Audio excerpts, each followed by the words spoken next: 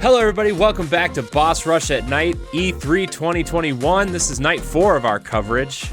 I am your host, Corey Derrigan. Alongside me, finally, is that retro code, Eddie V. E3 hi! Hello, everybody. Also joining us is the PC Elder Dragon, LeRon Dawkins. What's poppin'? I changed it up. You didn't see that coming, did you? No, I did not. I did it. No, I did not. I tell you what, I like it though. Yeah. Oh, wow. Yeah. Also joining us is the indie insider himself, Dan Murphy. Oh, just hanging on, waiting for Nintendo Direct to start tomorrow morning. I know. It's dude, I'm like, you know what sucks is my lunch at work is from 11 to 12 and it starts at 12. No. Yeah. Can you push that back? I'm going to do my best to push it back because I really Can you take vacation time? I'm going to need a 2-hour lunch. I'm actually going to need like from 11 to 3:30 off, actually. I'm going to take my half day. I need it. Need that half day. Yeah. Gonna be full of hype. I know, man. Yeah. So I feel like tonight is going to be a little bit shorter than our last couple nights. A, because there's not as many people on this panel, but B, there was not a lot today. Capcom showed a bunch of Monster Hunter and stuff. The PC gaming show. I know, Ron, you we were going to cover it last night, but we went really long, and we figured, hey, we'll just push it tonight so we can have something to talk about. And then Yeah, you guys went really long because y'all had like massive hard-ons for the Xbox stuff. we did. I did. It was the biggest one I ever had.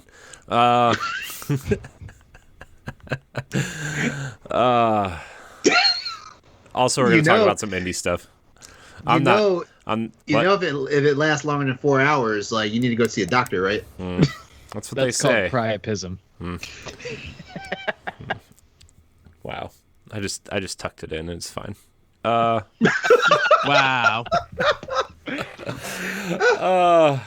Man. So, but is everybody? I know we kind of talked about it pre-show.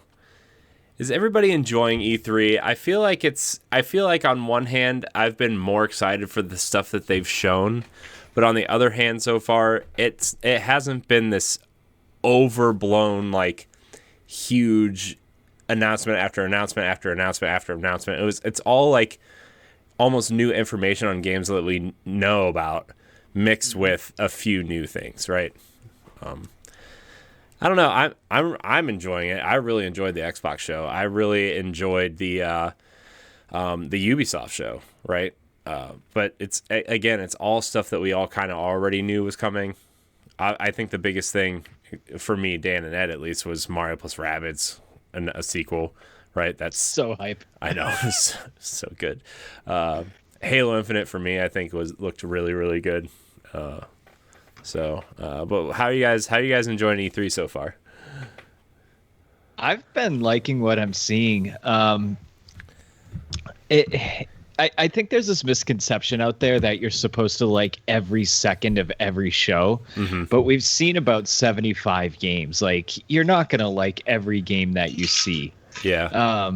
And the other thing about it is like, this is very clearly a layover from the COVID year, right? Like, not a lot could be worked in production during COVID. So we haven't seen a lot of shadow drops. We haven't seen a lot of surprises. We've seen a lot of stuff that people have been working on for a long time. So I think, you get away into effect that this, even though COVID feels like it's over here, it really did affect the last year and 6 months of gaming and development. So we are still seeing a little bit of it, but I really do like the concept of it being totally digital, watching these online every day, and just, seeing these announcements back to back to back to back. I love the information overload. And, even though I haven't loved everything, like, Xbox kind of blew me away, and I'm not an Xbox person. David said David in the chat said he was going to probably get an Xbox over PlayStation just because of how good Halo looked. And I think that's what Xbox wants you to do is like, hey, Game Pass is such a great value, right? You looked at everything that they announced 28 of the 31 games they showed were coming to Game Pass day one, with Battlefield coming later through EA Play, right?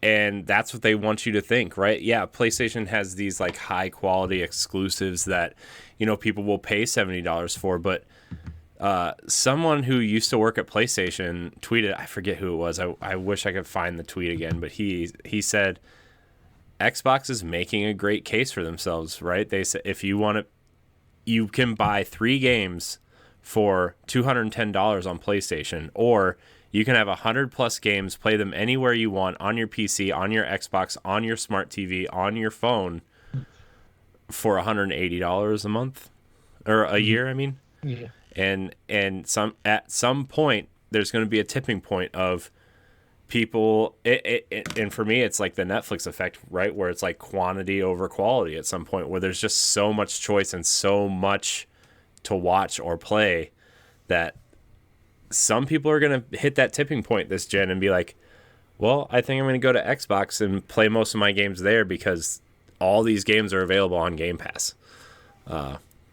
You know, except for Ed, because he doesn't believe. He doesn't believe. I'm just kidding, Ed. That new Bethesda game looked good. I want to see some gameplay. The Redfall, the vampire one. No, it was Starfield. Starfield. Yeah. Starfield. Yeah. So, LeRon, I know you mentioned that you weren't super blown away by E3 this year so far. Yeah. Yeah. I mean, I did enjoy the Microsoft Bethesda show, though. I did enjoy that. Capcom kind of let me down, and I was honestly E3 was. I was just here for Capcom, honestly. Mm-hmm. Yeah. They kind of let me down, but at the same time, I'm not. It's not like I'm underwhelmed by what they put out. Like it. It was par for the course from what what I expected, and I know we're gonna talk about it a little bit later, so I'm not gonna like ramble on about it. But overall, E3, I had this idea for months after we heard that E3 was coming back. I had this idea in my head about what E3 was going to be, and I'm pretty much getting exactly what I imagined. So I just feel like when. I don't know, like when I started paying attention, and I mentioned it last night on the show. Like I started paying attention when the big three like kind of stopped doing the whole E3, like they weren't doing the entire stage on E3 anymore. I noticed that there was a tonal shift in how E3 went when the big three started doing their own thing around E3, yes, Microsoft killed it, yesterday, which is great, which is kind of what they needed. Also, they need to say, hey, like we are a gaming company. We know like we've kind of fumbled on you guys like lately here, but you know what? We're gonna let you guys know that if you stick with us, you're going to have a good time. And I'm so glad that Microsoft they swung for the fences on it. Yeah, there's something like we know something like over 30 games that Microsoft has in development now. Mm-hmm. Yeah, which is crazy, right? Because everybody's like, oh, for the last since I would say since Halo 5 came out, everybody was like, Xbox has no games, right? And they would put out like 1-2 major games maybe a year, right? I think the year that Gears 5 and Crackdown was the first time they put out 2 major AAA titles, right, along with Forza 4, and it's just like now Xbox, and I know Phil Spencer and the team have done an awesome job moving this massive ship and turning it to the right direction, right? And now you're starting to see things like Fable and Perfect Dark and Halo and Forza Motorsport and Horizon 5, Psychonauts. You're starting to see, like Hellblade 2. You're seeing all kinds of games on different scales, right? Like if you were to outright purchase them, let's say like different price tiers, like a $30 game, $40 game, $70 game, they're experimenting with single A, double A, triple A, indie style games, and it's their portfolio is looking massive, right? Sea of Thieves has really done a great job of keeping, no pun intended, that ship afloat, right? With content updates and new content, and that Pirates DLC looks great. I don't know. I got to give a lot of credit to Microsoft, and I think at some point, as great as PlayStation's exclusives might be, right? Like, they're going to have to come up with an answer to that service in particular. And I know like the PlayStation Plus collection is kind of like their stopgap solution right now, right? But yeah. I counted on Xbox Game Pass the other day. There's over 400 games on Xbox Game Pass right now. If you and have, they have such good games too. Yeah, and if you have Game Pass Ultimate, you get EA Play, and that includes all the Dead Space games. That includes Titanfall 2. That includes, all the Battlefield games, Star Wars Battlefront. There's so many games on there. It's just like, it's overwhelming. Like, I go there, and I'm so overwhelmed. I'm just gonna play Destiny because I don't have time to look at all these games. Just don't. Yeah, the other thing I'll say overall about the show is it's doing what it needs to do for me. It's giving me information that I need. There are some people out there that are being really trolly and really, really obnoxious online about the show. Mm-hmm. And like you guys said not too long ago, like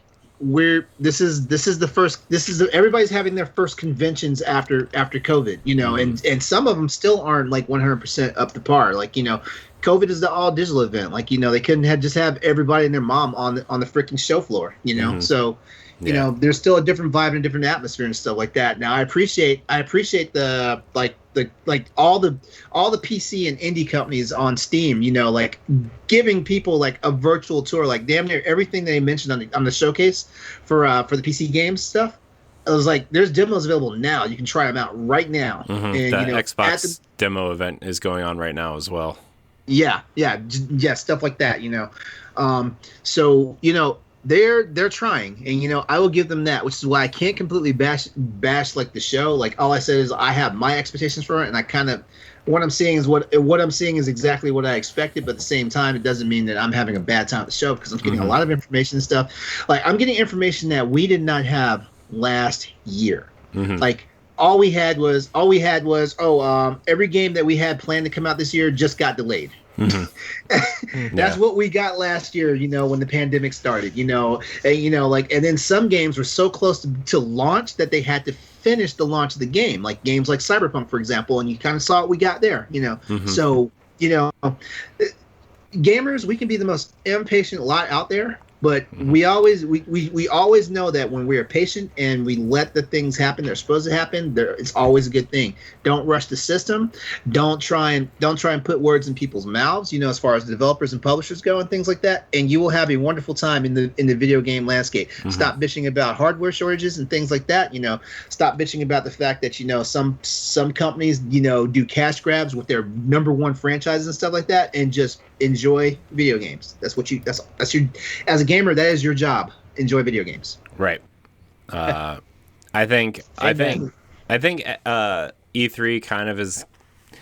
I don't get overly hyped for any of the conferences really. Like, I was really excited to see what Xbox was showing yesterday, but I think at least for three of us, E3 always rides on what Nintendo announces and doesn't announce. Right. Like, I think that's like the big conference to look at for us three, at least. I know, LeRon, you got your Monster Hunter crap today and you were happy. Oh, no.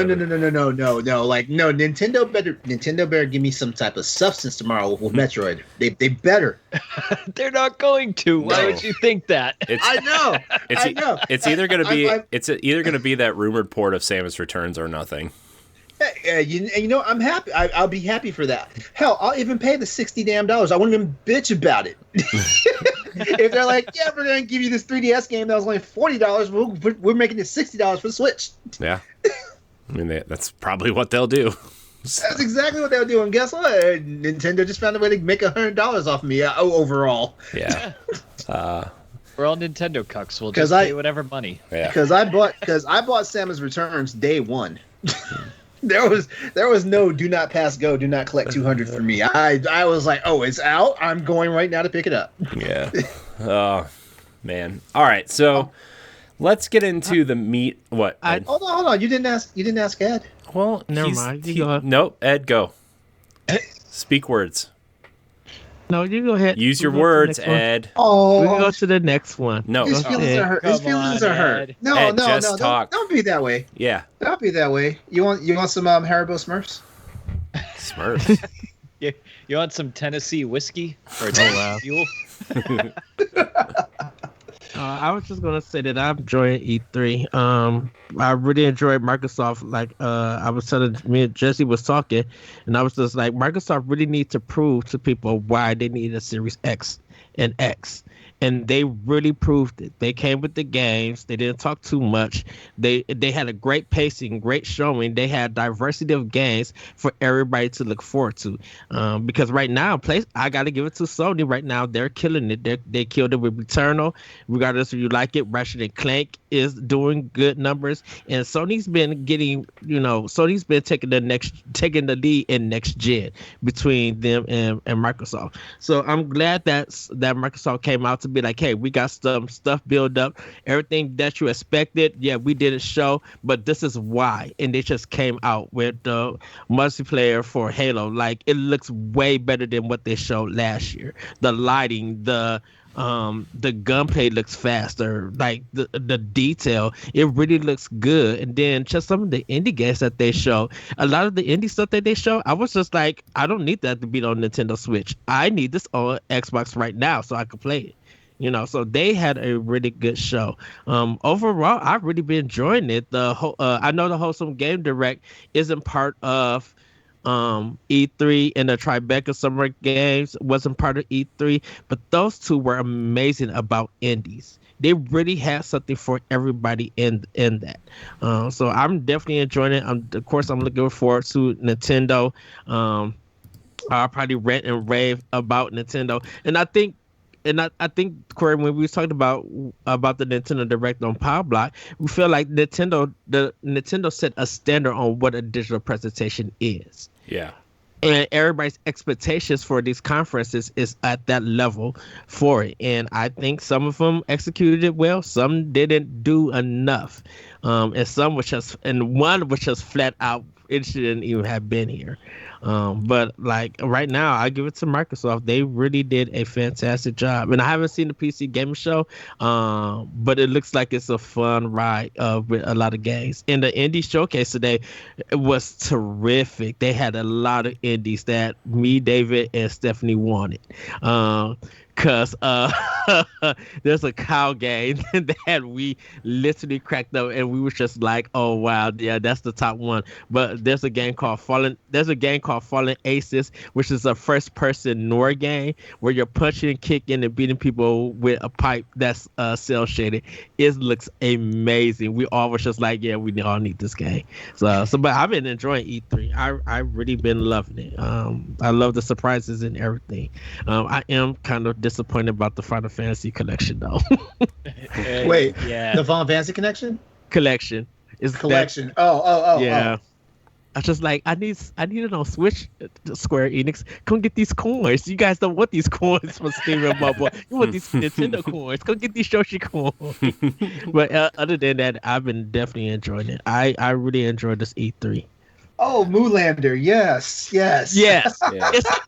It's the Metroidvania, and we laughed. I was just like, oh, this looks amazing.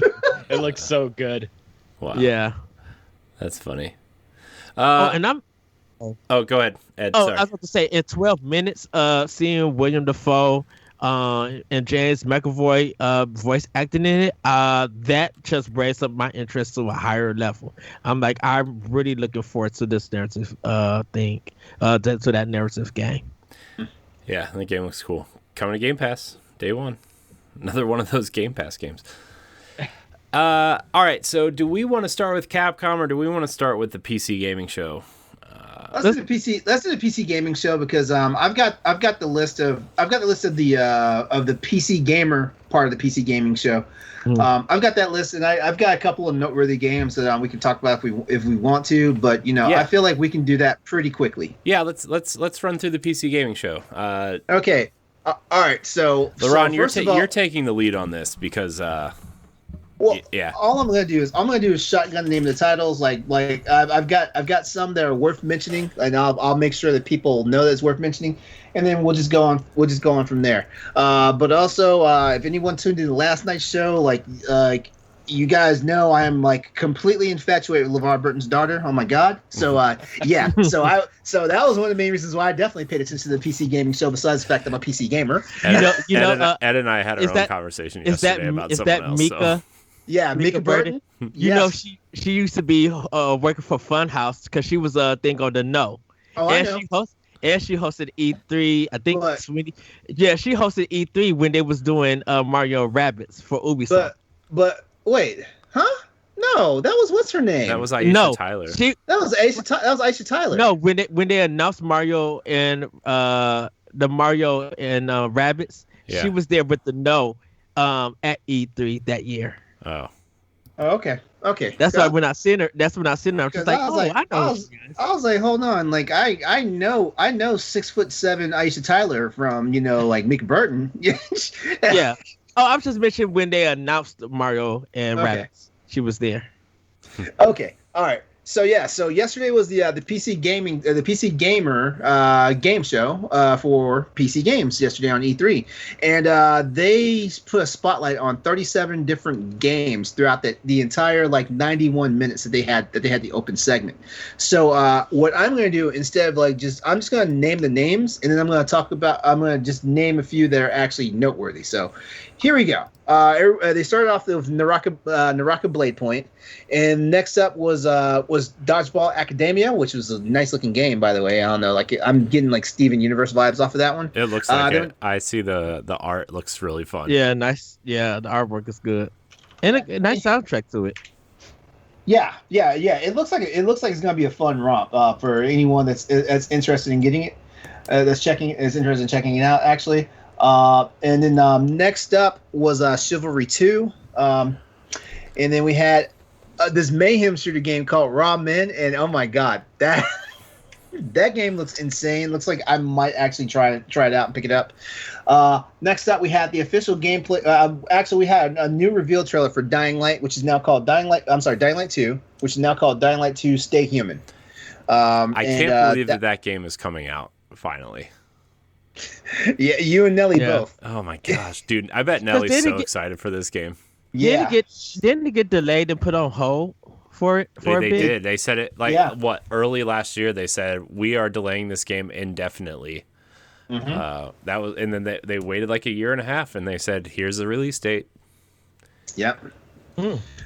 Yep. All throughout the show, they were doing spotlights on MechWarrior 5 Mercenaries, and they even wrapped up because audience and viewer participation could vote on one of 5 different modified PC builds, and then they actually picked the winner. And also they're like, man, you know what? That's cool and everything, getting a free computer, but those computers look ugly as hell. They usually do. Yeah. Before you go on, I gotta ask you: did you like that little spaceship of the RCX that they was flying in? It was a graphics card. Yeah, that was pretty. It was hokey, but at the same time, it was pretty cool. So yeah. But of course, everybody's pissed because they can't get their hands on an RTX. But yeah, whatever. Yeah, everybody's trying to do these the easiest way to get them is just to buy one of those pre-built. To buy a pre-built computer that has one in it. Yeah. Yeah. And then pray you get a decent model, because some of them don't have decent fans and whatnot, so they'll overheat. Yeah. Yeah. Take it from a guy who builds PCs. All right. Next up was Humankind, which that's a sim game. You guys probably remember it from the PlayStation event last summer.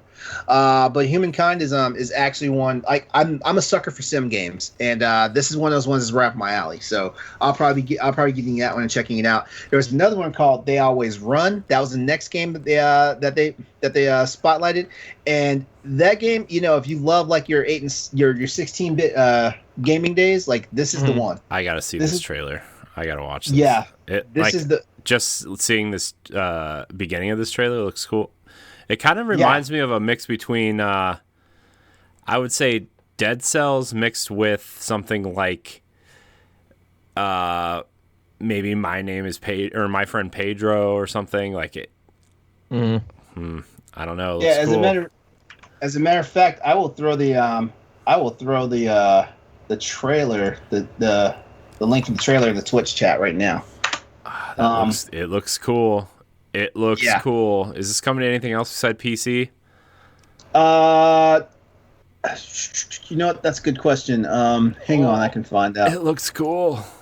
Yeah, it does. It does. Oh my gosh, LeRon, thank you for putting this on my radar. Let's see. They always run.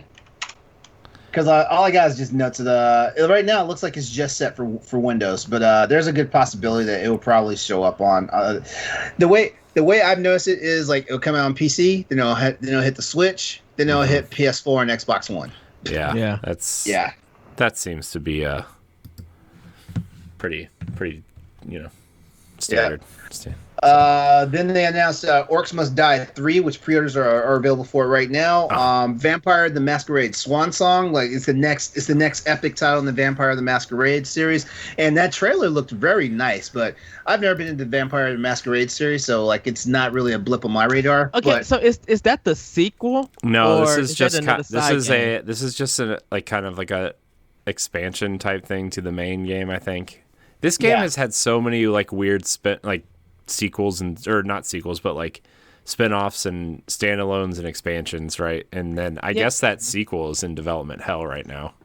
Yeah, because I think that's on hold. I don't understand this series. It says it's releasing 2021. What is this series? I couldn't tell you. Like I said, I've never been a big fan of it. Like, I mean, I've got some friends that get like really romantic about Vampire the Masquerade, and I'm just like, I'd rather play Legacy of Kain.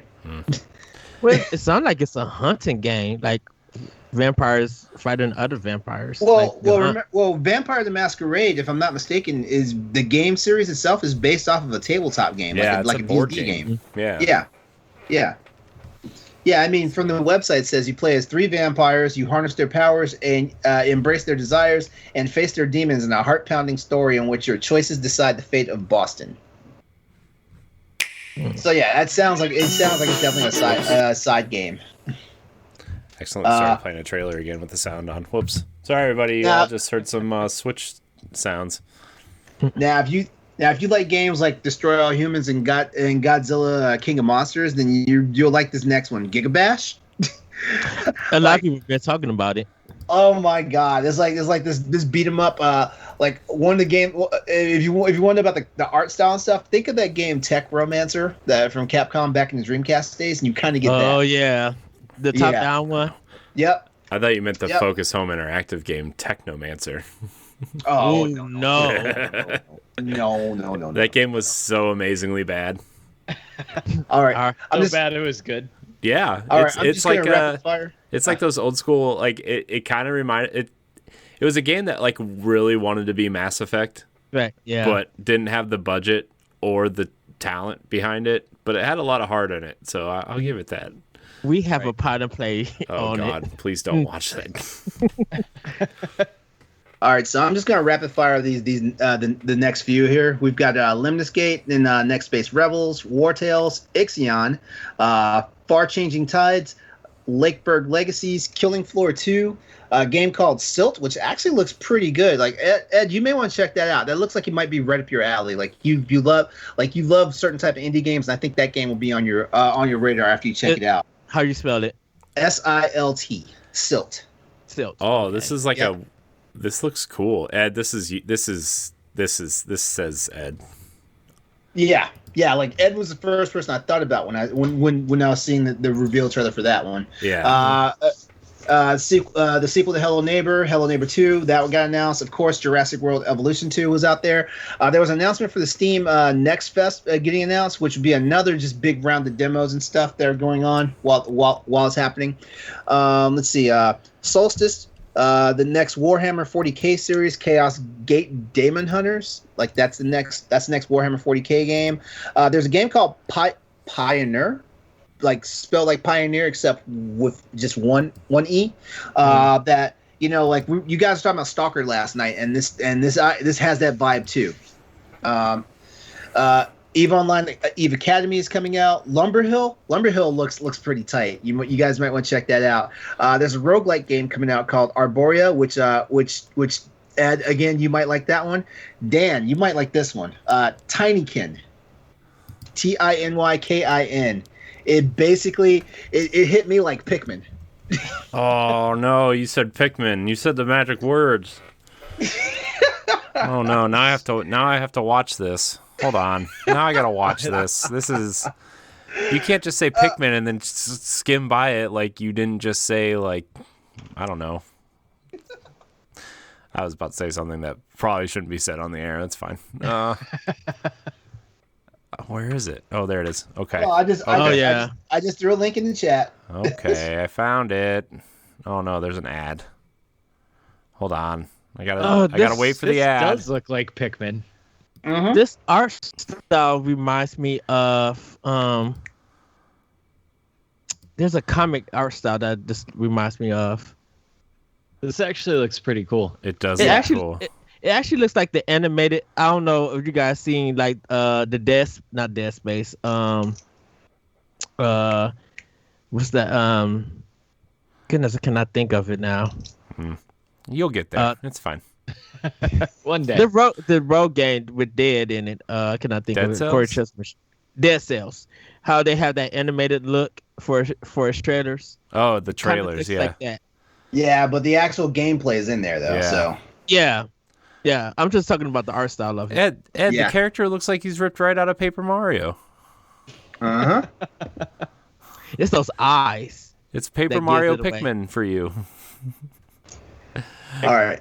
It kind of has that like Cuphead cartoonish style. Like it does, yeah. Yeah. All right. I got a few more here. Chernobyl Light. You know what?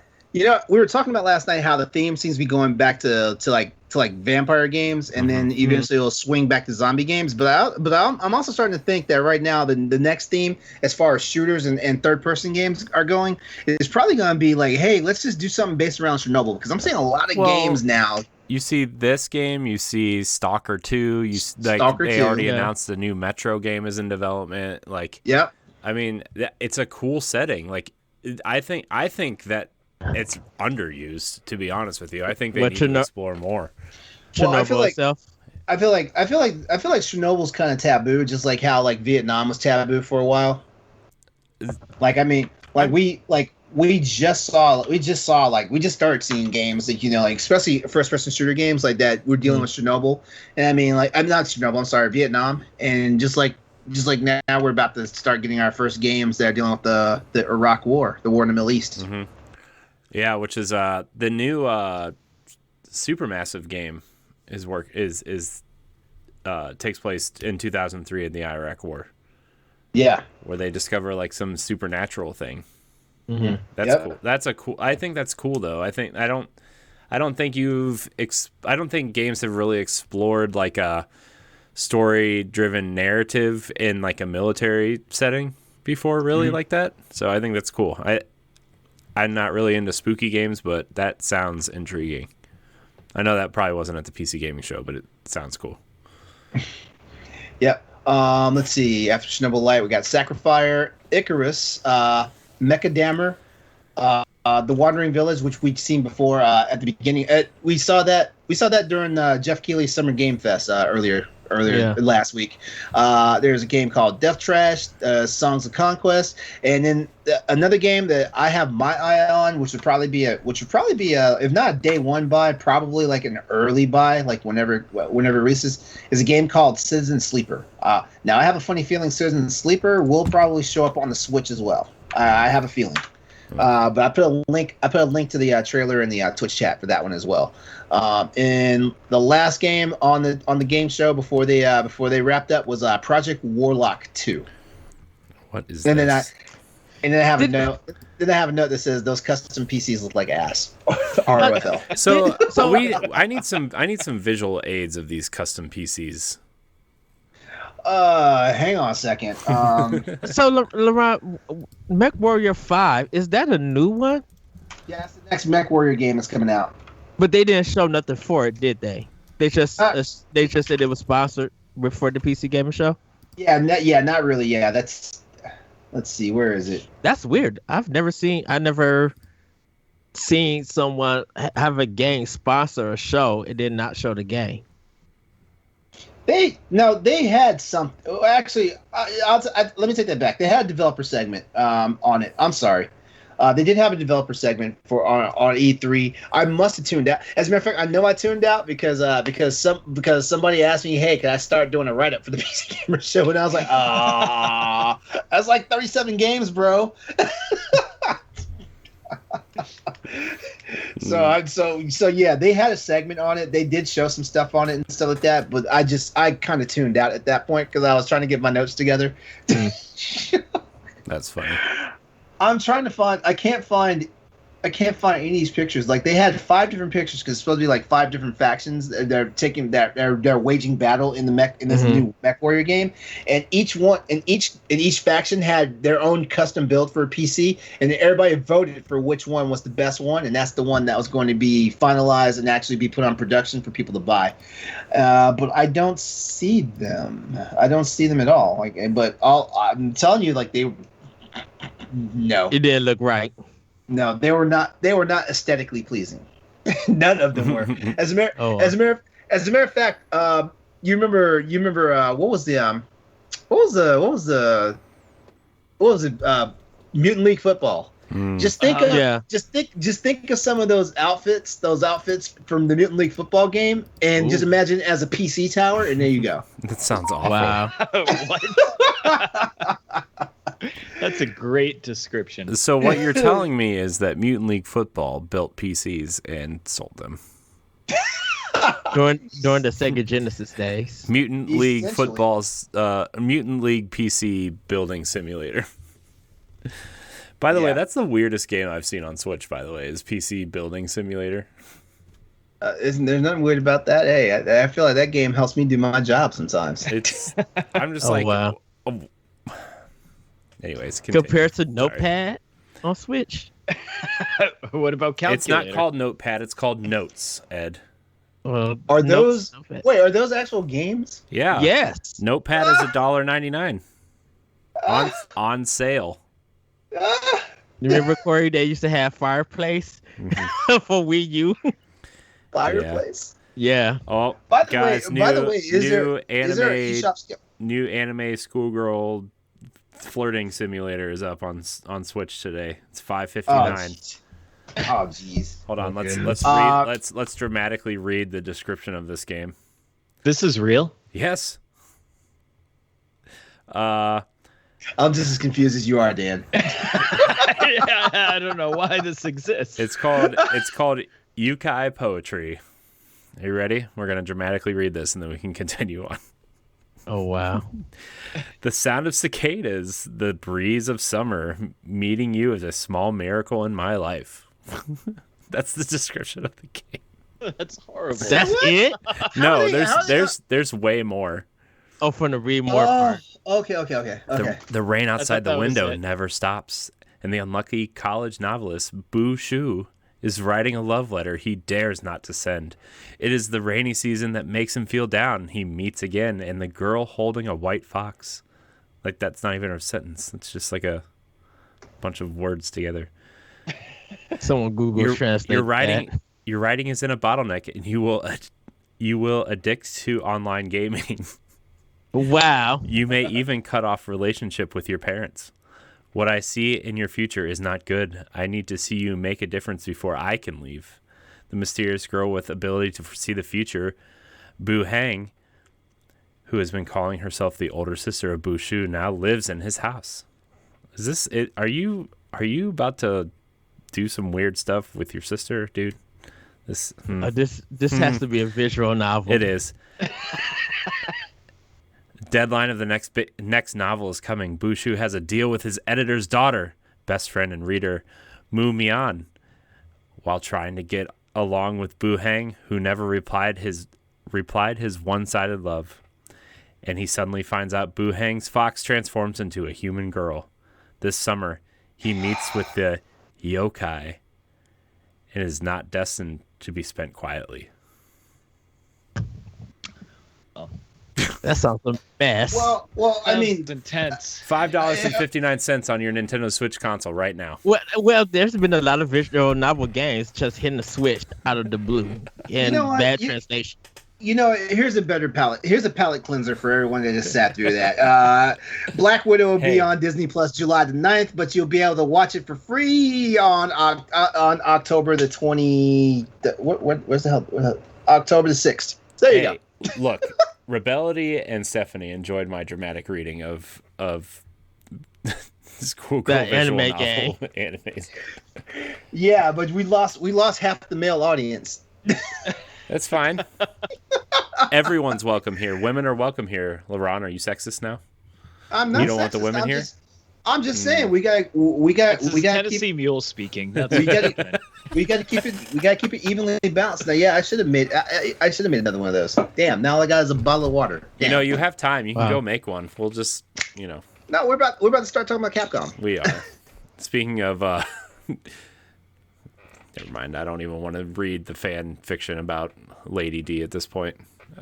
Wow. Hey, she's on the panel. Hey, does she have anything she'd like to say? No, she just likes to look at you intently. Wow. She wonders what you taste like. As long as she doesn't throw another vanity across the room, I'm good. I see her ducking through your doorway.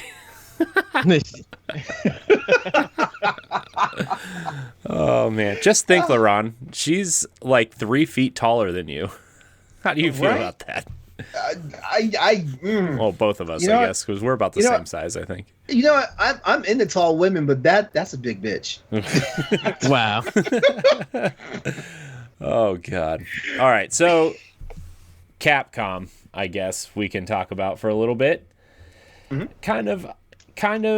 I don't know. I think I was expecting at least one announcement. I know Mega Man 12 was kind of rumored, or some kind of Mega Man Battle Network collection. Those were both rumored for this thing.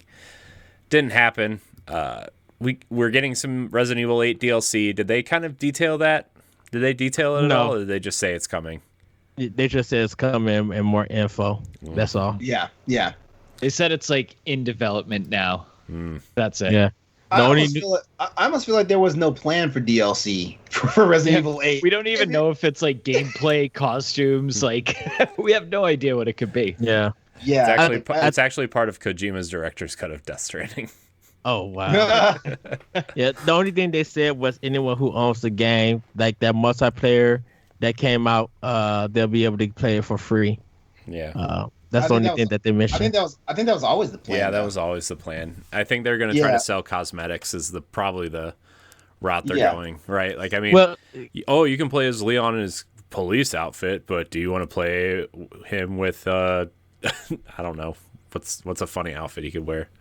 I don't know. It's been a Mega Man outfit. I'm thinking like his Chicago gangsta outfit. Yeah. By the way, have you gone through and looked at the DLC stuff for like Resident Evil 1 and 0 and stuff?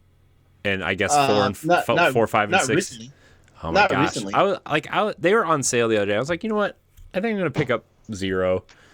And I didn't buy it, but I was going through like the DLC and stuff. It's like a sexy maid outfit and like just yeah. It's just like, I remember that oh my stuff. gosh, is this still happening? It's Japan, of course. I know. Come on. Japan has vending machines full of panties. That's true. Hey, if there's another panty game, we should have had Austin on the show. Oh wow. He's probably got his Vita wrapped in the Galgun collector's edition right now. Wow. There's the eShop sale going on. I told you. Did nobody listen to me? Come on. No, you said there was an eShop. They were on sale a few days ago. It doesn't always mean the eShop sale is still going on. It's on sale through the rest of E3, I think. Okay. Yeah. Anyway, okay, so do we want to talk about Monster Hunter, LeRon? Are you ready? Are you ready to oh crap. Hold on. I need to. Are you ready, or should I do another dramatic reading? No, do not do another dramatic reading. God no. Chat, vote. Do you want a dramatic reading after we talk about Monster Hunter? Yes or no? Just vote in the chat. It's fine. Chat, no. Your vote only counts once, LeRon. It doesn't matter how many times you type it.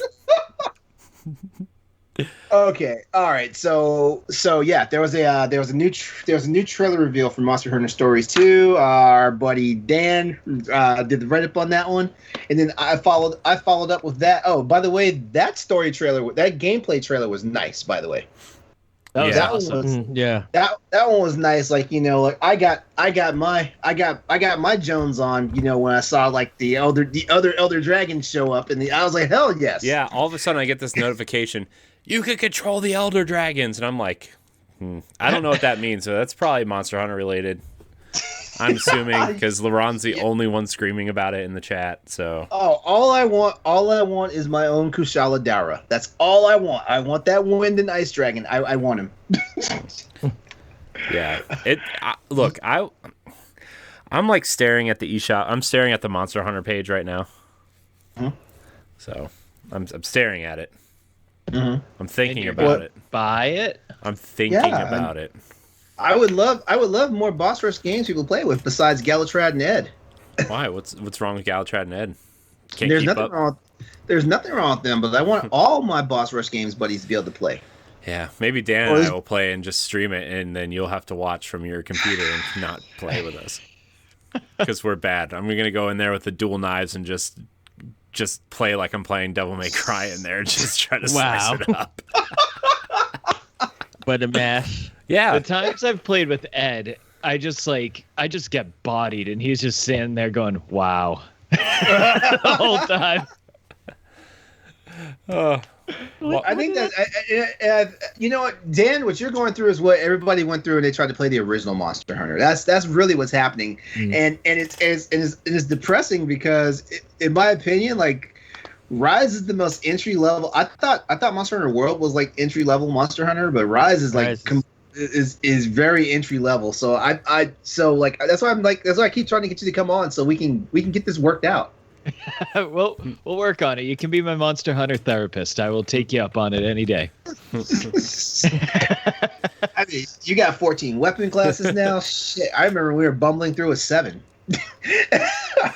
wow. Yeah, but This must but be no, what I sound like when I talk about Destiny. Yeah, absolutely. Yeah, it is. It is. But I still lurk on Tower Casuals because it helps me make notes for Hunters for Hire whenever I decide to revive that.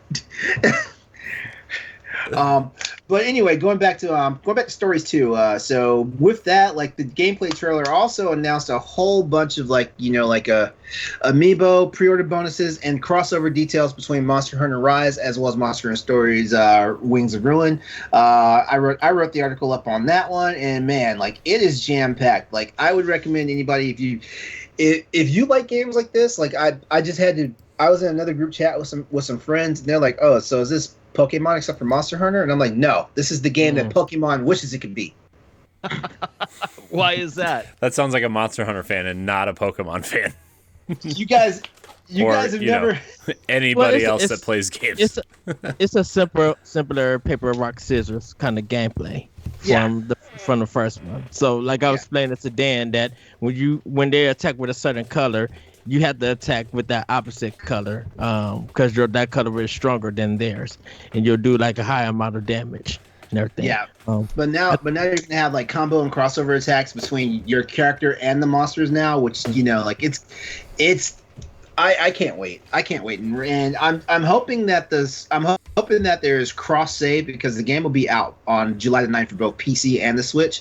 And I'm hoping there's some cross save ability there because like I probably will most likely buy it for the Switch, but the PC version is available, then I know like, hey, I can play it on PC, and then when I want to, it'll be the game that actually makes me drag the Switch out the house. Yeah. I think I probably have a feeling that the PC version is going to also, when Rise come out for PC, they probably have some crossover stuff with that too. Is my assumption. I really want to play this game. It looks so good. Like it looks so good. Like is this running on Switch is the real question. Or it was running on 3DS. It was running on 3DS. No, I mean like no. Well, the first one was, but this Graphically, yeah, it looks just impressive. like man, it just looks really good. it has that level 5 I / tell you studio. what. I love the art style of this game. Yes, the art style is amazing for this game, and, It has and that- the art style and the art style in the first game was just like this. Mhm. It has that Studio Ghibli kind of look to it. Yeah, it looks Yeah. like, man, it almost has a Breath of the Wild look to it too, like in terms of like the shading and stuff. This game looks great. Yes. Oh, I like the way the little flying dinosaur thing comes out of the egg and then turns into a big scary monster. Aw, he's Oh cute. yeah, you get. That's how you get all your monsters. Like it's like they haven't even confirmed how many of the because like the bestiary for the entire Monster Hunter franchise is massive. They haven't even said how many monsters are going to be in this game as of yet. But we're seeing I've seen an impressive amount because if I'm not mistaken, the original Monster Hunter stories had almost every core monster from the series in the game. From the eggs that you collect to hatch. Yeah, because you hatch the eggs. You hatch the eggs, and that's the monster you get, I'm trying to see how many monsters there were in the game, in the original game. Because, like I said, there were a lot. I thought it was like 30. When does this come out? July? July 9th. July 9th, yeah. Gosh, this game looks so good. Like, it just looks good. It's like it's screaming, "Play me, please, please play me," and I'm gonna be like, okay. Yeah. Capcom's been advertising it like hard, and every time they advertise it, they always include the deluxe and the DLC and the extra stuff. I'll be honest with you. I didn't even think a sequel was coming to this game. I really didn't. Well, the first one sold pretty well, right, for a Monster Hunter, like for a spinoff. Yeah. Game, right. Yeah, it did. So, I don't know. I think it looks cool. I think this is probably the game that's gonna draw me into Monster Hunter finally. Yeah, but it's not like Monster Hunter. I know. I don't care. It says Monster Hunter on the box. It's Monster Hunter. Kind of like when they said it says Super Mario World 2 Yoshi's Island. It's Super Mario World 2. It's on the box. This can't be right. No, it wasn't. It says it on the box. This can't be right. It says there's 112 monsters in the first game. This can't be right. But I'm looking at this and these are the monsters. LeRon needs his number It line, might- guys. It might be some secret. I'm one. gonna spark it up on my tablet tonight and verify this. But these. No, that monster wasn't in the game. Okay, someone needs to update the Monster Hunter Stories wiki because this ain't right. Oh man, that's fun. So you said there's crossover with Rise, right? Yes. So yes, there's you want to talk crossover. about that? Oh for sure. Okay, so there's a June and July crossover event scheduled. On June the 18th will be the first collab, where you'll have an event quest that'll get you the Tsukino Palico. I'm gonna say armor. I don't think it's so much a skin. It's pretty much armor. Basically, Tsukino is one of the Palicos in the Monster Hunter storyline. So you get that. It's all cute. I got the link in the chat just in case you want to look at it. And of course, like the games will read each other's save files. There's another thing too. Like there'll be pre-release content for the game on July 25th. You'll be able to play like a section of the game, of the opening of the game, and then your save data will carry over to the full game when it comes out. So be on the lookout for that. That's July 25th. But the big news is that the first DLC for Monster Hunter Stories, you'll be able to have a Palamute, which is the dog from Monster Hunter Rise. You'll be able to have one of those in your collection too for a Monstie that you can ride and do combat with. And the combat moves were looking pretty sick. I was like, man, why isn't the dog doing that in Monster Hunter Rise? Because I stopped taking my dog on the quest. I have 2 cats now. Really? Yeah. My Palamute is always with me. No, I mean, no. Why do you take 2 cats with you now? Because one of them is a pilfer cat and one of them is a warrior cat. The pilfer cat, he's just there to loot the loot drops off the monster, while the warrior cat is giving me the buffs that for combat. I use the healer cats because I get bodied all day. That's not a problem. Like So there's different classes of cats. There's six different classes of palicos. Yeah. Is there one that just eats a lot and stares at you with disgust? Like, why are you living in my house? Like my wife's cat looks at me. Oh, by the way, you know what? I don't want to talk about Monster Hunter Rise a lot, but by the way, do you know in your house there's a cat that's like the town gossip in your house? Yeah. That's awesome. He's hiding in a wall in your house. All you gotta do is walk over to the wall and you'll flip out of it and you'll start telling you everybody's business in the village. Yep. That's hilarious. This is Rise, you said? This is in Rise. Yeah. He's in your house. Like he's just there chilling. Why am I gonna buy 2 Monster Hunter games today? No, you're not. Don't tempt me, Ed. I will. He's gonna pre-order. No, that's not the housekeeper cat, auditor. That's not the housekeeper cat. No. The cat's inside your wall, like the same wall where you go to put up your like paintings and your placards, like right next to it. You'll get a prompt to like press a button, and when you press the button, he'll flip out of the wall, and he's all like hugging the wall like he's a ninja. Wow. Oh man, Monster Hunter is just like they both just look like great games. I wish I would just pull the trigger and just play it, because I've been looking for like a new game to play, but I also know Mario Golf's coming out in like 2 weeks. It's my favorite gaming series of all time. I mean, shit, it could have been Metroid, but you know, you got to release games for that series for it to be your favorite. Exactly. You should give Rise a chance. It's a fun game. Says the guy who doesn't play it. I mean, it is. I just haven't played it, but it's like, it's not something that's a huge time suck either, right? If you wanted to go and just hunt a monster for like 15 minutes, you can go loot, put up some armor, and then just like sit back and play it again in a couple days, and you don't feel like you missed anything. Yeah, Monster Hunter does not demand a lot of time. It's however much time you want to put into it. So some people play just enough to get through like a few rungs of the village quest, and they've had their fill. And I can't really trash talk them for that, because hey, they still had fun. Right. Mm-hmm. Well, there's your Monster Hunter minute. Yep. Yeah, and then beyond that, like no more. The only other thing there's 2 other things talked about. Ed, did you want to take the Ace Attorney stuff, or? Yeah, I can. Actually, please take Ace Attorney stuff, because I was in a chat with everybody. I was like, man, this stuff is confusing.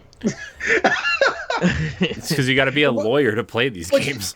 But here's the funny part though, because Harvey Birdman, Ace Attorney, the game was a spin-off of Phoenix Wright. Yeah, because Capcom did it.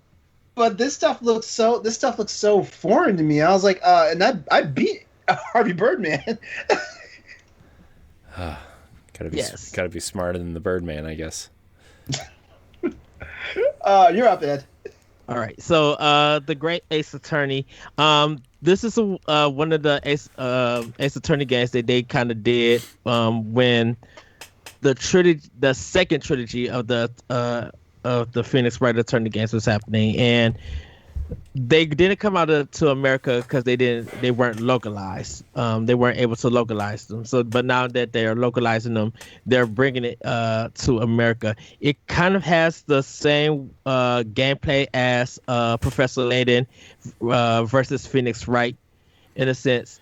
So it kind of takes place in I think it's not the Shogun era. Dang, I forgot. It's a different time period. Yeah. And so it has some different kind of gameplay where you still look around, ask questions, get information, and then you do the presenting. But then there's more to it that you can find out who's the guilty party and stuff. So this one is the first time for America to get it, because Japan they played them all and everything. So they just pretty much just showing it off for people to like pre-order it and get the game and stuff. So There is one more that everybody's waiting for, and that's the Miles Edgeworth game, the sequel. So that might be the next next Ace Attorney game that people are hoping for that Capcom brings to Switch, because they didn't bring it over. They actually have it localized and everything. They just never brought it to America.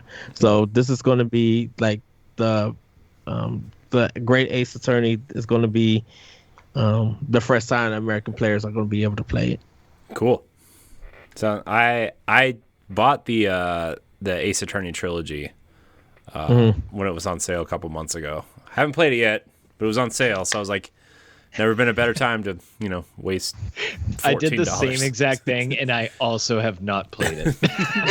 They're really fun, and they're really funny and stuff. I recommend people to actually give it a try and everything. I'm looking forward to this one. Yeah, because I never got to play it, so I'm gonna try to play the trilogy first before I buy more. But it sounds like this is one of the games that people have been wanting for a while, right?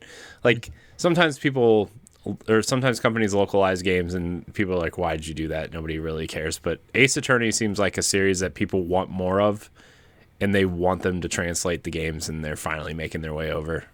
It's really I like it when companies do this. Yeah, So how do I get the originals?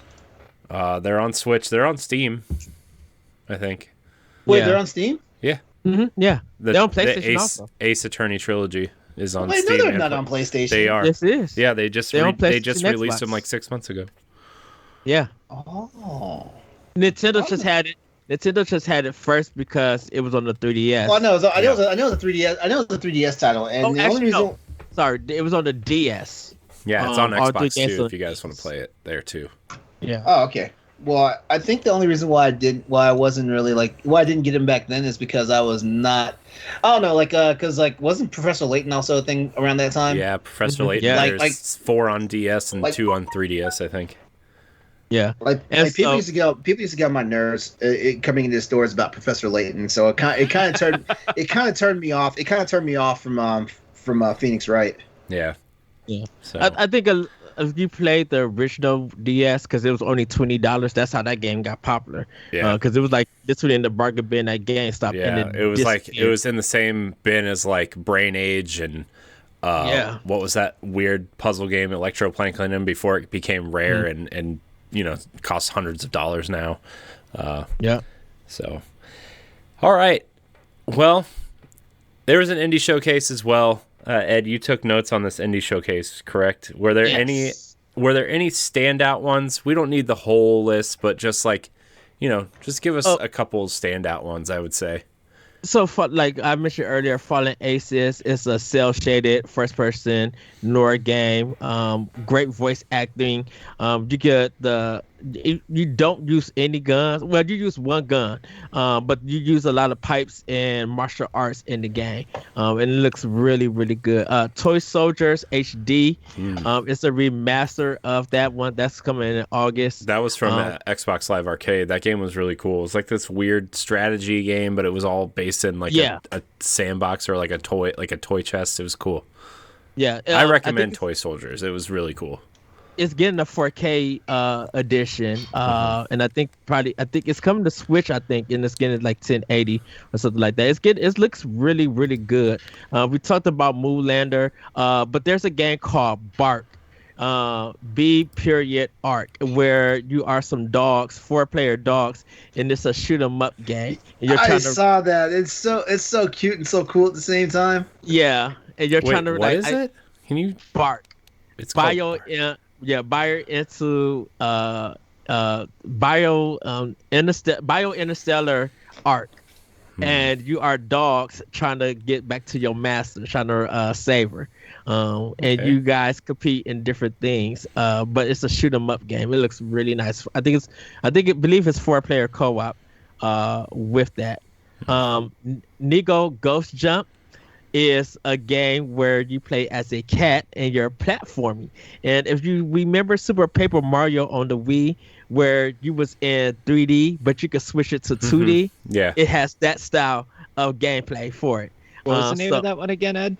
Nico Ghost Jump. Cool. That one was really cool. And then the last one they showed is called Extra Galactica.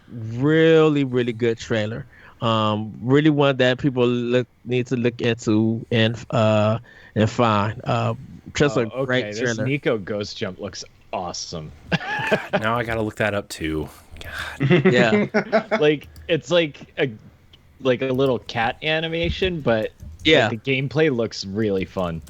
Right. That's why I said Super Paper Mario did that, where you used to move Mario in 3D, and then when you couldn't have to solve a puzzle, you switch it to 2D. Yeah, it's cool. Like, yeah, it's just like that. It's awesome.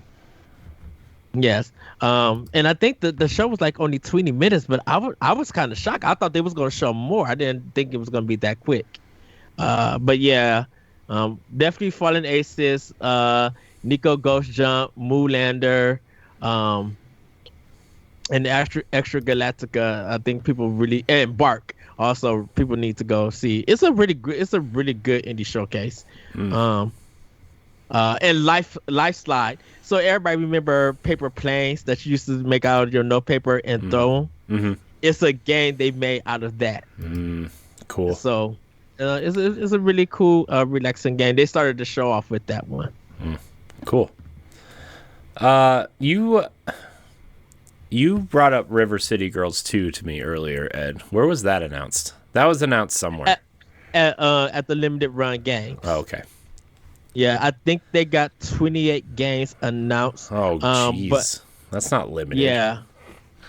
Shantae, I think is getting a 5 collection for PS5. Oh, really? Yeah. So I think it's physical, LeRon. But I had to go back and watch it. But I know I was watching. I'm like, oh, they got all the Shantae games, and all of it was on PS5. So I don't know. I don't know if it's a digital collection. But if it's physical, I think people are going to snag that up for it.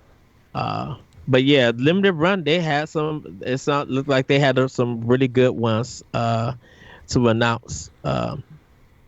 For it, and then a Plague's Tale Requiem is coming to also Nintendo Switch through the cloud.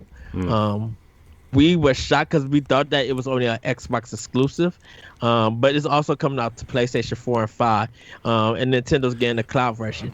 So it's a possibility for Nintendo Direct that we may get Innocence because we never got the first one. Yeah. That's that game is one of those really interesting games that seems to have a long tail, pardon the pun, because it's about rats. But yeah, I think that I can't believe that game got a sequel, first of all.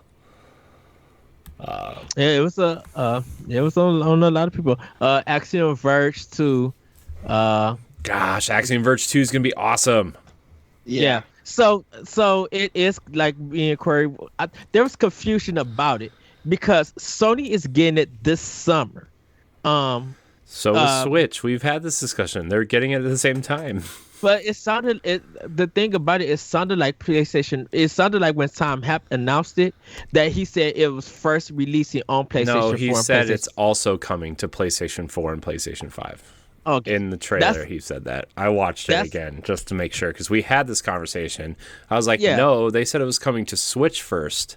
In the indie one of the indie showcases, they said it's coming to Switch first, and then they said like 2 weeks ago they said it got delayed to Q3, which is July, August, September, which is summer, and the latest wherever it was just shown, can't keep anything straight at this point. They said also he said it's also coming to PlayStation 4 and PlayStation 5.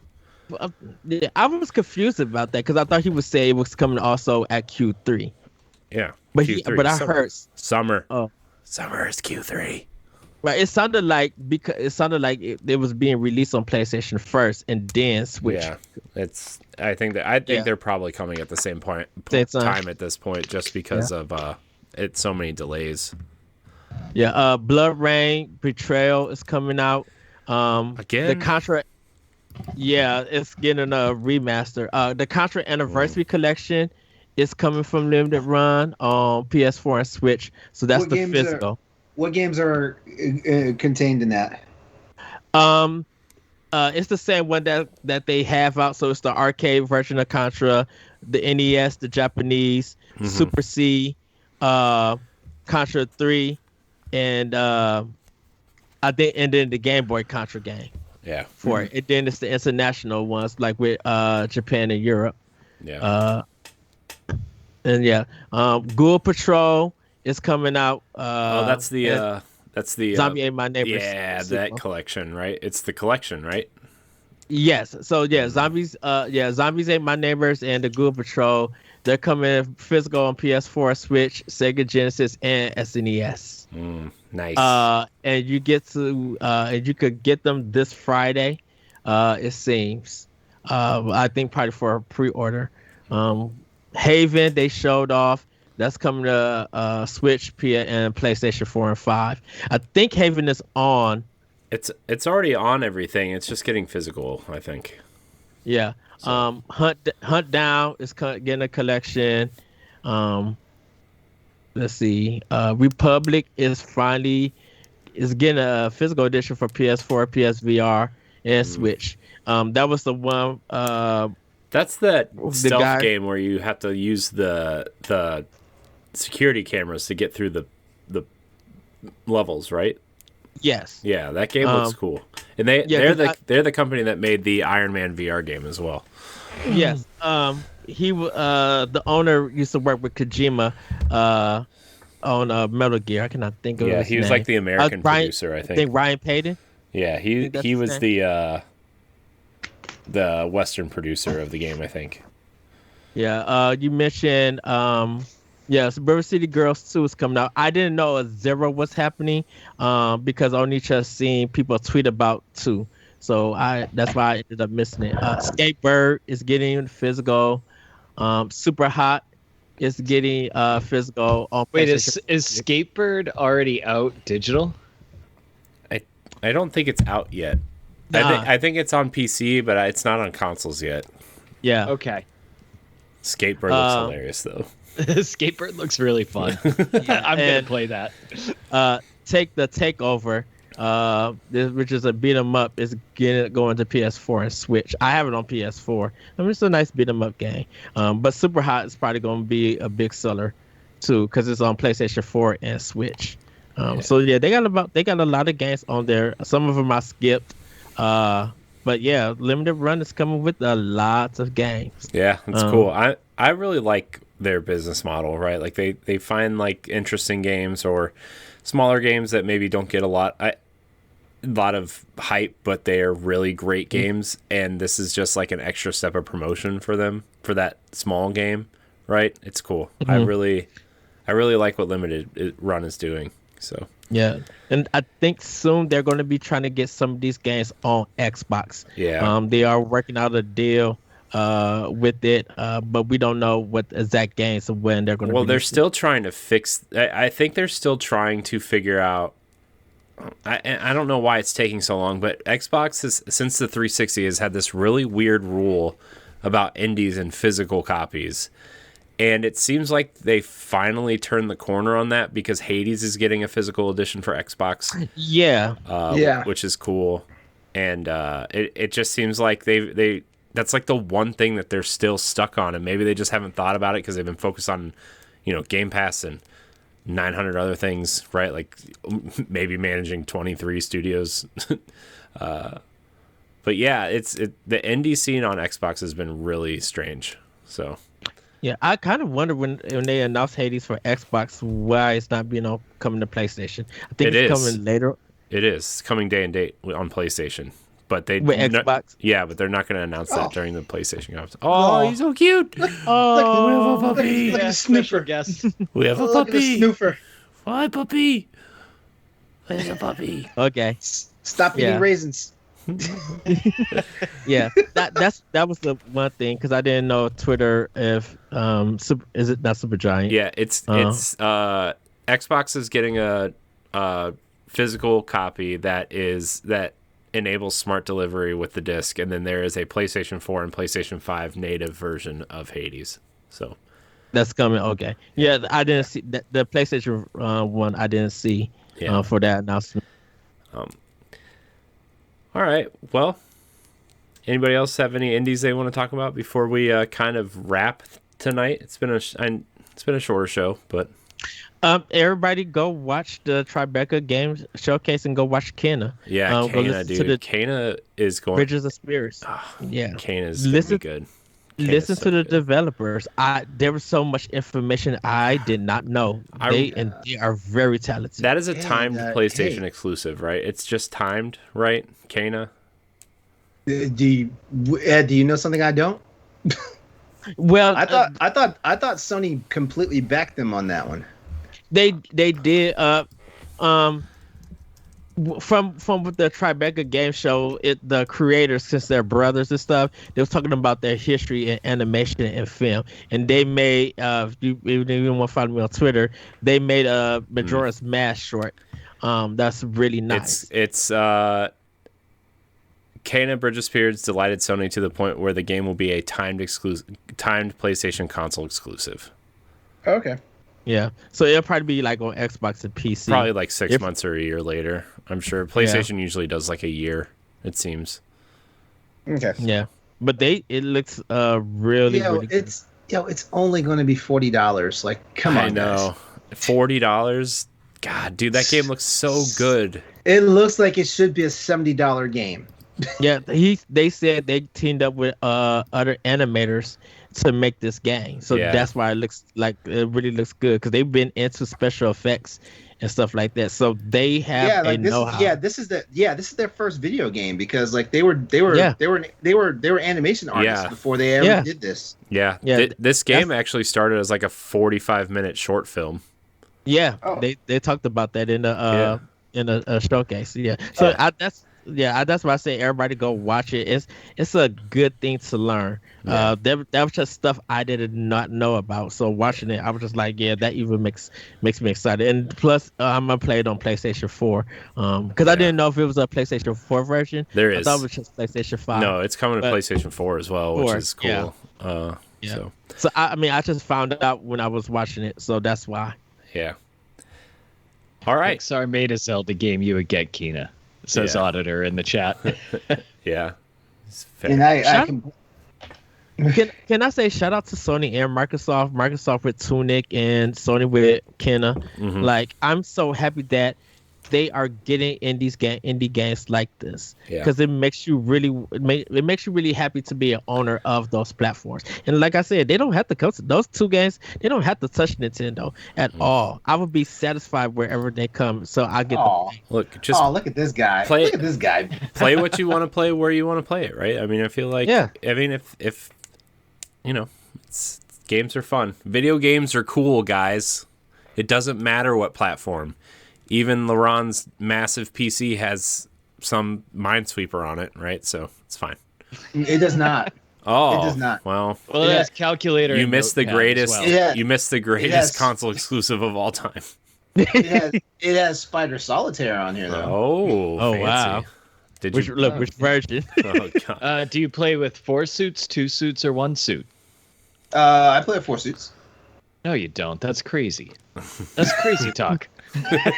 Hey! This is a guy who used to play Solitaire on Windows 3.1 with MS DOS. I thought you were about to say Visa. Did you play on one of those giant wall computers where you had to use the punch cards to tell it what you wanted to do? Oh my God! and the freaking vacuum tubes that look like you could stuff a whole human body inside them. Yeah. Yeah. So. Oh, technology. Oh, man. I'm not gonna take all this slander. You are. You're gonna take it and you're gonna like it. You kind of enjoy it. He likes the attention. Look at him. He's a masochist. He's like a middle school girl that everybody falls all over. Whoa! Wow! He likes the attention. Oh my God! I'm just kidding, LeRon. I'm not kidding. Anyways, we're gonna get out of here. I want to thank everybody for watching us here on night 4. I know it was a light night, but tomorrow night is the final night. We are doing our E3 Nintendo Direct recap show. Dan and I are hosting that event with Stephanie and Galatrad and a friend of show, Grayson Morales. So it's going to be a good time. Oh, great! All the Nintendo heads are going to be on the show tomorrow. Yeah, you weren't invited, so shut your mouth. Hey, it's the A team on that show, right? Yeah. Whoa! The only one that's not going to be there is Ed. Well, I guess David. why are you David's not- like Ed, tentative because David's. You guys have been killing it on the website all weekend. It's crazy. It's crazy how much has gone up and just. Ed, why are you not going to be on the show tomorrow? I gotta be at work. Okay. Yeah. Okay. Are you going to be able to watch the show live, Ed? Yeah, I'll be watching it Yeah. live. All right. I'm gonna watch it on my computer at work. And Don't tell apparently I've naysayed Nintendo one too many times that I didn't get an invite. Yeah, you're not invited. I thought. Oh, of course not. You're banned. Here's the thing. You are not banned, LeRon. Here's the thing, LeRon. I thought you guys were doing Crossroads tomorrow, so I didn't even think about inviting you. Well, we thought we were doing Crossroads too, and then I got this memo saying that everybody could take a week off. So I was like, okay, I'll take a week off. Huh? Who got a week off? You said nobody was doing shows this coming week. Yeah, I did. That didn't mean you didn't have to do a show.